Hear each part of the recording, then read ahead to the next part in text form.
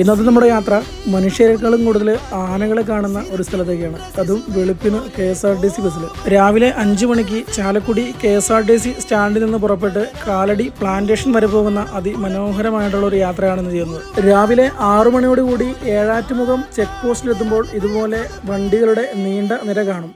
ഈ ഒരു ബസ് കടന്നുപോയതിനു ശേഷം മാത്രമാണ് ചെക്ക് പോസ്റ്റ് തുറക്കുക, പ്രൈവറ്റ് വാഹനങ്ങൾക്ക് ബാക്കിലൂടെ കടന്നു വരാൻ കഴിയുക. കാലടി പ്ലാന്റേഷനിലെ തോട്ടം തൊഴിലാളികളാണ് ബസ്സിലുള്ള ഭൂരിഭാഗം ആളുകളും. ചെക്ക് പോസ്റ്റ് കടന്ന ഉടനെ തന്നെ 2 ആനകളുടെ സൈറ്റിങ്സ് കിട്ടി. എണ്ണപ്പന മറിച്ച് അതിന്റെ ചോറ് തിന്നുകയാണ്.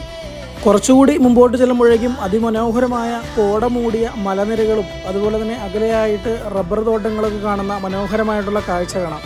ഈ കാഴ്ചകളൊക്കെ കാണുന്നതിന് വേണ്ടിയിട്ട് ചാലക്കുടി KSRTC സ്റ്റാൻഡിൽ നിന്ന് രാവിലെ 5 മണിക്ക് പുറപ്പെടുന്ന KSRTC ബസ്സിൽ കയറിയാൽ ആനകളെ മനുഷ്യരെക്കാൾ കൂടുതൽ നമുക്ക് കാണാൻ കഴിയും. വെറും 40 രൂപയാണ് ഇവിടേക്ക് റേറ്റ്.